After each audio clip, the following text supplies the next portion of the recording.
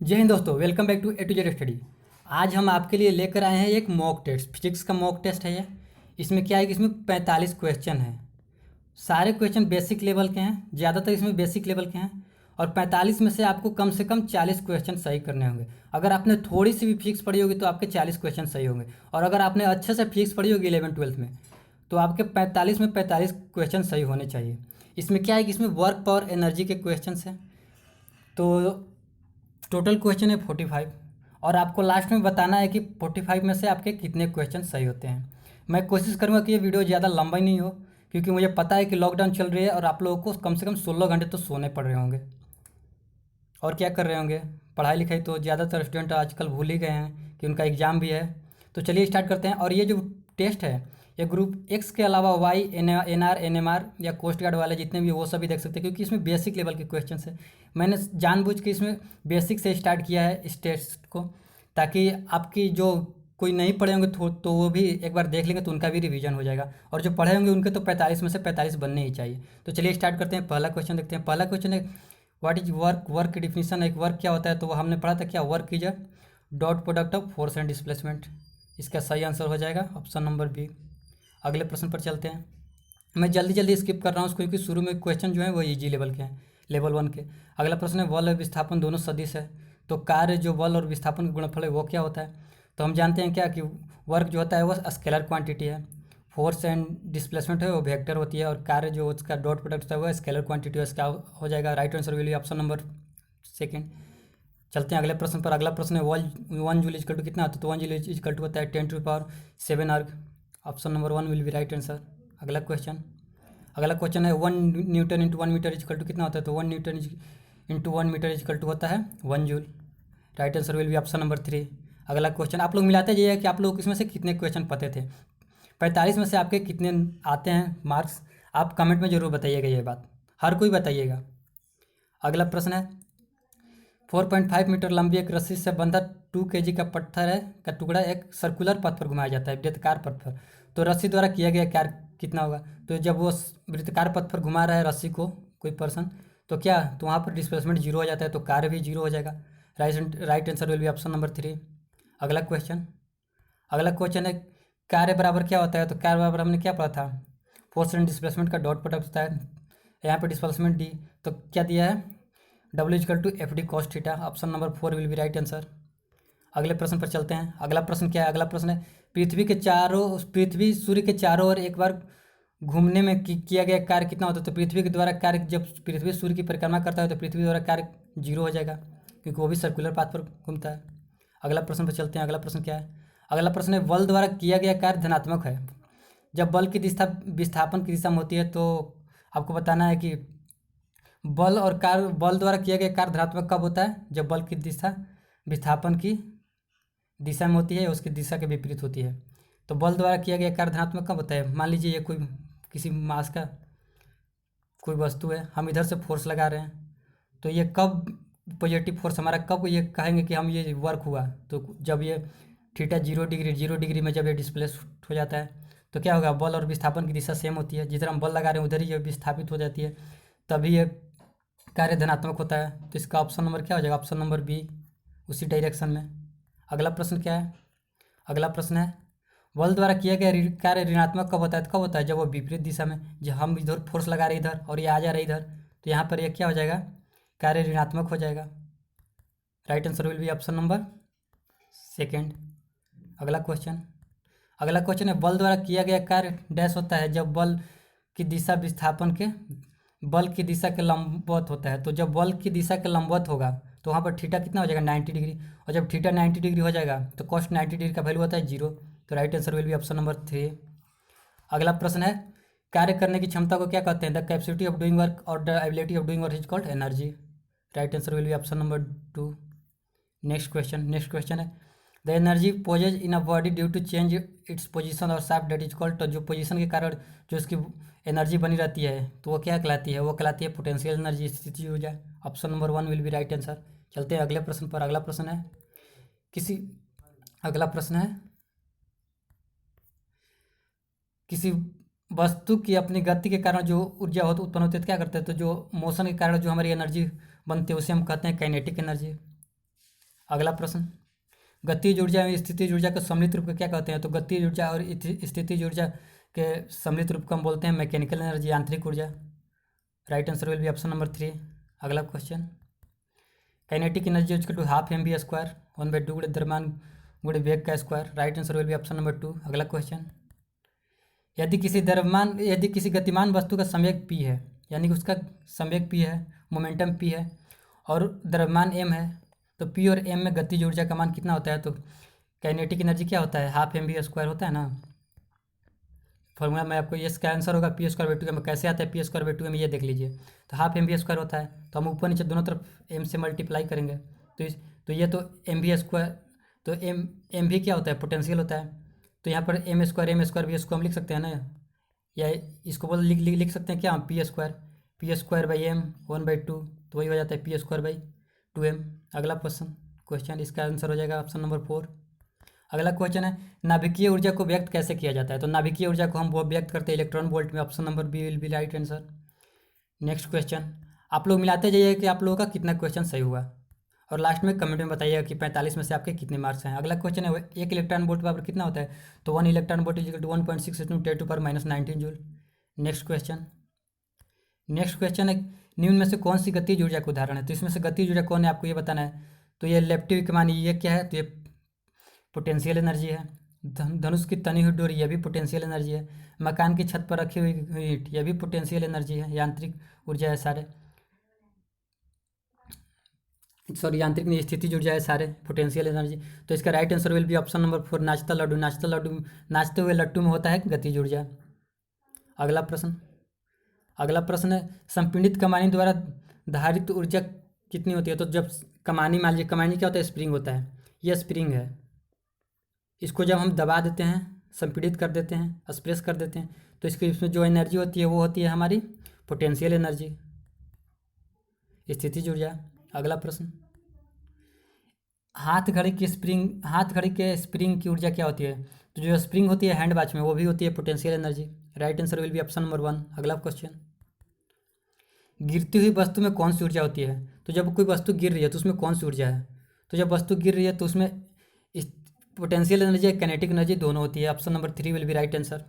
Next question, अगला question है, पहाड़ पर रखे गए पत्थर में संचित ऊर्जा कौन सी होती है? तो जो पहाड़ पर पत्थर रखा गया है, मान लीजिए ये हो गया पहाड़, इस पर कोई यहाँ पर पत्थर रखा हुआ है, तो उसमें क्या किया है? पहाड़ पर उसका हाइट है, हाँ है, उसका कुछ मास भी है, और ग्रेविटी भी अर्थ से लग रही है। तो एम क्या होता है? एम होता है हमारी पोटेंशियल एनर्जी। तो उसमें है यार स्थितिज ऊर्जा होती है पोटेंशियल एनर्जी। अगला प्रश्न है, चलती गाड़ी में बैठे आदमी की ऊर्जा क्या होती है? तो जब गाड़ी चल रही है उसमें कोई आदमी बैठा है तो उसकी ऊर्जा होती है, आपके ऑप्शन है काइनेटिक एनर्जी, पोटेंशियल एनर्जी, या फिर दोनों या फिर जीरो। तो उसमें दोनों होती है। जब कोई वस्तु ऊपर से गिर रही है फिर भी दोनों होती है। जब कोई चलती हुई बस में बैठा है फिर भी उसमें दोनों एनर्जी होती है, काइनेटिक एनर्जी और पोटेंशियल एनर्जी। अगला प्रश्न है, विरामावस्था में एम द्रव्यमान के पिंड में संचित ऊर्जा कितनी होती है? Energy stored in body of mass M in rest will be. तो आपके ऑप्शन हैं M by C square, M square C square by M और एम सी स्क्वायर। तो हमने क्या पढ़ा था? Energy is equal to M C square.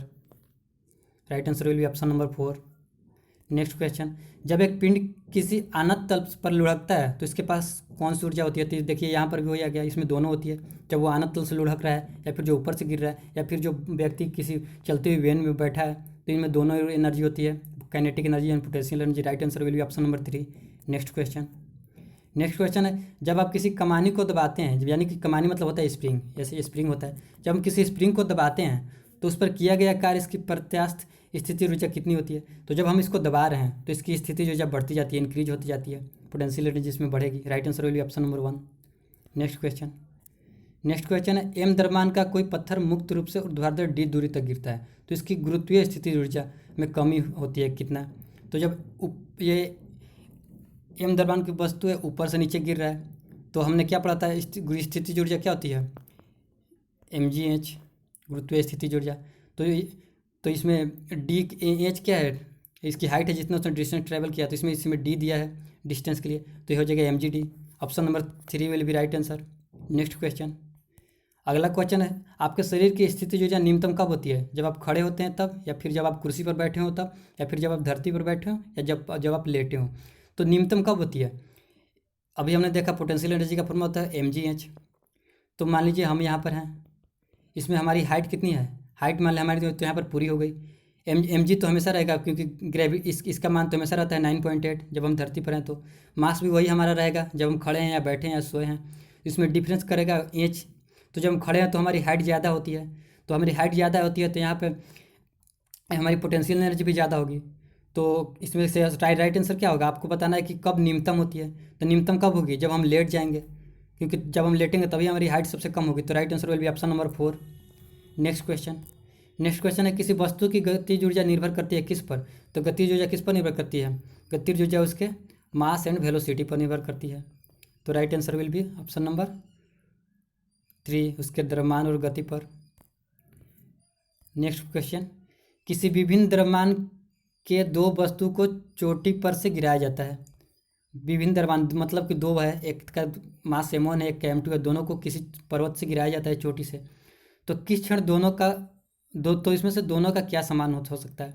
तो संवेग तो होगा नहीं, क्योंकि संवेग बराबर क्या होता है, द्रव्यमान इंटू वेग। यहाँ पर मास का भी आ जाएगा, तो मास तो दोनों का अलग अलग है, तो ये तो बराबर होगा नहीं कभी। काइनेटिक एनर्जी भी नहीं होगा कभी बराबर, पोटेंशियल एनर्जी भी नहीं होगा, क्योंकि तीनों में मास इसका वैल्यू बदल देता है। तो इसमें दोनों में क्या बराबर हो सकता है, तो दोनों में बराबर होगा एक्सेलरेशन, क्योंकि एक्सेलरेशन यहाँ पर 9.8 हो जाएगा त्वरण, जब वो ऊपर से गिर रहा है तो गुरुत्वीय त्वरण यहाँ पर 9.8 हो जाएगा, जो कि दोनों में रहेगा। Right answer will be option number B. अगला प्रश्न है, किसी स्प्रिंग की स्थितिज ऊर्जा कब न्यूनतम होती है, यानी कि पोटेंशियल एनर्जी किसी स्प्रिंग की कब मिनिमम हो सकती है। तो मैक्सिमम कब होती है, जब स्प्रिंग को हम पूरी तरह से दबा दें। और उसका मैक्सिमम कब होता है, जब या तो हम उसको खींच लें या दबा दें तभी बढ़ता है। तो मिनिमम कब होता है, तो जब वो अपनी ओरिजिनल लेंथ में होती है, जब उसकी जो अपनी स्वाभाविक लंबाई में होती है तभी उसका मिनिमम होता है। जब उसके हम दबाते हैं तो उसमें स्थिति जो उसकी बढ़ जाती है, और जब हम वो अपने एक्चुअल लेंथ में होती है तब वो उसकी स्थिति जो न्यूनतम होती है। फिर जब खींचते हैं तो फिर उसकी बढ़ती है, जब खींचते हैं तभी बढ़ती है, फिर दबाते हैं तभी बढ़ती है। और जब वो अपनी एक्चुअल लेंथ में होती है तब उसकी स्थिति ऊर्जा पोटेंशियल एनर्जी उसकी मिनिमम होती है। अगला प्रश्न है, किसी एजेंट द्वारा प्रति इकाई समय में किए गए कार्य को उस एजेंट का क्या कहते हैं। मतलब कि कोई कर्ता प्रति एकांक समय में किया गया कार्य क्या कहलाता है। तो एकांक समय में किया गया कार्य कहलाता है पावर, शक्ति। शक्ति बराबर क्या होता है, हमने पढ़ा था किसी टाइम के रिस्पेक्टिव में P = W/T। तो एकांक समय में वो कार्य करता है वो कहलाता है शक्ति, power. Right answer will be option number B. Next question, अगला क्वेश्चन है, कौन सा कथन सही है आपको बताना है। तो 1 वाट = 1 जूल पर सेकंड, ये तो सही है। 1000 वाट बराबर 1 किलोवाट, ये भी सही है। 1 हॉर्स पावर बराबर 746 वाट, ये भी सही है। तो इसका राइट आंसर क्या होगा, right answer will be 4, all of above are correct. अगला प्रश्न क्या है, किसी गतिशील पिंड का वेग आधा करने पर उसकी गतिज ऊर्जा क्या हो जाएगी। तो मान लीजिए गतिज ऊर्जा तो ½ mv², इसमें हम इसकी वेलोसिटी को आधा कर देते हैं तो क्या हो जाएगा, ये तो वही रहेगा। वेलोसिटी जब आधा हो गया तो क्या हो जाएगा 1/2 v²। तो ये क्या हो जाएगा, यह हो जाएगा 1/4 v²। तो इसे लिख सकते हैं क्या 1/4 × ½ mv²। जब ये हो रहा है तो ये क्या हो रहा है, 1/4 हो जा रहा है, तो ये 1/4 हो जाएगी इसकी गतिज ऊर्जा, काइनेटिक एनर्जी। अगला प्रश्न, किसी पिंड के संवेग को तिगुना करने पर उसकी गतिज ऊर्जा क्या होगी। तो पिंड संवेग आ रहा है तो संवेग के में काइनेटिक एनर्जी का फॉर्मूला होता है P²/2m। तो यहाँ पे संवेग तिगुना हो जा रहा है, तो जब तिगुना हो जा रहा है तो क्या हो जाएगा 3 का स्क्वायर 9, तो ये 9 गुना हो जाएगा। Right answer will be option number 3। अगला प्रश्न है, बराबर द्रव्यमान के दो पिंड 3v और 2v के वेग से चल रहे हैं तो उसकी गतिज ऊर्जा का अनुपात क्या होगा। तो ½ mv², ½ m। जब उसकी मास सेम है तो इसमें मास को हम नहीं लेंगे, डायरेक्ट हम इसके वेलोसिटी की तुलना कर देंगे। तो वेलोसिटी क्या होता है v², तो ये हो जाएगा 9v² रेशियो 4v² का। तो क्या हो जाएगा 9:4। Right answer will be option number 2। अगला प्रश्न है,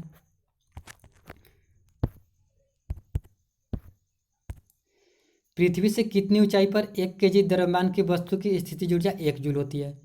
तो ये बताना है आपको तो क्या बोल रहा है कि यहाँ पर आपकी mgh आ गया है 1 दे दिया है, द्रव्यमान है m1, g का वैल्यू होता है 9.8। अब आपको हाइट निकालना है कि क्या हाइट होगा। तो इसमें हाइट क्या हो जाएगा, तो इसमें हाइट हो जाएगा 1/9.8। मीटर। अब 1/9.8 मीटर को सॉल्व करेंगे तो कितना आ जाएगा, तब आ जाएगा 0.102 metre. Right answer will be option number 1। अगला प्रश्न है 41 नंबर, क्वेश्चन नंबर 41 है 50 kg की एक वस्तु को ऊपर उठाने में 4900 जूल ऊर्जा खर्च हो तो किस ऊंचाई तक उसे उठाई जा सकती है। तो यहाँ पर भी देखिए दे दिया है, एनर्जी दे दिया है 49 जूल, मास दे दिया है कितना m 50 kg, जी का वैल्यू 9.8। अब आपको एच निकालना है, इसे सॉल्व करना होगा। तो सॉल्व कीजिए कितना आ जाएगा, तो 9.8 से कट कैंसिल हो जाएगा 50 बार में, 500 बार, 500 बार में कैंसिल होगा। 9.8 से 500 बार में मल्टीपल करेंगे तो आएगा 4900, फिर ये कट जाएगा 10 बार में। तो right answer will be option number 1, 10 metre. अगला क्वेश्चन क्या, अगला क्वेश्चन बोल रहा है कि कोई कार 54 किलोमीटर पर आवर के समान वेग से चल रही है, तो उसमें बैठे व्यक्ति का मास है 40 kg, तो उसकी गतिज ऊर्जा निकालनी है, उसकी काइनेटिक एनर्जी निकालनी है। तो इसे हम कैसे सॉल्व करेंगे, तो पहले तो ये दिया है 54 किलोमीटर पर आवर, इसको मीटर पर सेकंड में बदलने के लिए मैंने क्या बताया था आपको, जब किलोमीटर पर आवर से मीटर पर सेकंड में बदलना हो तो 5/18 से गुणा करते हैं, और जब मीटर पर सेकंड से किलोमीटर पर आवर में बदलना हो तो 18/5 से करते हैं। ये आपको कैसे याद रखना है, तो जब ज़्यादा से हम कम में करते हैं तो ऊपर वाला कम होता है, नीचे वाला ज़्यादा होता है। जब हम कम से ज़्यादा में करते हैं तो ऊपर हो जाता है 18, नीचे हो जाता है 5। तो यहाँ पे कितना, तो ये हो जाएगा कितना 15 मीटर पर आवर इसका निकल जाएगा। तो ये यहाँ पे हमने क्या निकाला 15 मीटर पर आवर, इसका वेलोसिटी निकल गया। मास भी दिया हुआ है 40 kg, तो 1/2 इंटू मास 40 kg, वेलोसिटी हमारा आ गया था 15 मीटर पर सेकेंड, फिर v² है 15, तो इसे सॉल्व करेंगे तो कितना आ जाएगा, ये 20 बार में, 15 दूनी 30, 300 से फिर 15 में गुणा करेंगे तो आ जाएगा 4500। Right answer will be option number 3, 4500 joule. अगला क्वेश्चन क्या है, अगला क्वेश्चन है 10 न्यूटन का कोई बल 5 kg के पिंड पर। अगला प्रश्न है एक विद्यार्थी ½ kg के पुस्तक को जमीन पर से उठा करके अलमीरा में रखता है और अलमीरा को ऊंचाई दिया हुआ है 1.5 मीटर जमीन से। तो विद्यार्थी द्वारा किया गया कार्य आपको निकालना है। इंग्लिश में एक बार पढ़ता हूँ, लिखा हुआ है कि a student keep a book of mass ½ kg in the almirah whose height is 1.5 metre from ground. तो work done by student will भी कितना होगा, तो इसमें क्या वर्क क्या होता है, वर्क W=mgh, ये भी फार्मूला मैंने आपको बताया था। तो यहाँ पे m है 0.5, g हो जाएगा 9.8, g का मान होता है, h है 1.5। इसको आपको सॉल्व कर देना है, इसको सॉल्व कीजिएगा जितना आएगा वही हो जाएगा आंसर। इसका राइट आंसर आप सॉल्व करके देखिएगा कितना आएगा, तो इसका राइट आंसर आएगा 7.35 जूल। ये आप सॉल्व कर लीजिएगा और बताइए। अब चलते हैं आज के अंतिम प्रश्न पर। आज का अंतिम प्रश्न है एक बल जिसका मान 10 न्यूटन है किसी वस्तु को उसके प्रारंभिक स्थान से 20 सेंटीमीटर अलग करता है। यदि इस दौरान किया गया कार्य 1 जूल है तो बल और विस्थापन के बीच का कोण बताना है आपको। इंग्लिश में क्या बोल रहा है, तो बोल रहा है कि a force of 10 newton on acts on a body and separately 20 centimetre from initial position. If the work done during this time is 1 joule then angle between force and displacement will भी कितना, ये आपको बताना है। तो इसमें हमारा क्या क्या दिया है, इसमें वर्क दे दिया है कि 1 जूल होता है, एस भी दे दिया है 20 सेंटीमीटर। 20 सेंटीमीटर को हम पहले मीटर में बदल देंगे तो हो जाएगा ये 0.2 मीटर। 0.2 मीटर, इसको 20 सेंटीमीटर में 100 से हम डिवाइड कर देंगे तो आ जाएगा 0.2 मीटर आ जाएगा इसका एस। एफ भी दिया है 10 न्यूटन, तो इस पर हम इसको फार्मूला पर रख देंगे 1 = 10 इंटू 0.2 इंटू कॉस थीटा। ये हमें थीटा का वैल्यू निकालना है कॉस थीटा से। तो इसमें क्या क्या आ जाएगा, 0.2 को 10 से मल्टीपल करेंगे तो कितना आ जाएगा 2 आ जाएगा। तो कॉस थीटा = इसको हम क्या लिख सकते हैं, यह हो जाएगा हमारा कितना, कॉस थीटा = हो जाएगा 1/2। और कॉस थीटा में 1/2 का वैल्यू होता है कॉस थीटा का जब थीटा = 60 डिग्री होता है। तो right answer will be option number 3। चलिए अब यहीं पर ये लास्ट क्वेश्चन था आज का। अब आपको बताना है कमेंट में कि आपके कितने क्वेश्चन सही हुए। 45 में जिनके 45 हुए सही होंगे वो भी लिखेंगे, जिनके 40-42 सही हुए वो भी। अगर आपने अच्छे से फिक्स पढ़ा होगा फिर तो आपको 45 में 45 सही होने चाहिए, क्योंकि मैंने जानबूझ करके ये सारे इजी लेवल के क्वेश्चन इसमें डाला था इस मॉक टेस्ट में। तो चलिए आप अपना बता दीजिएगा अपना score. Bye bye, take care, अब मिलते हैं कल की क्लास में।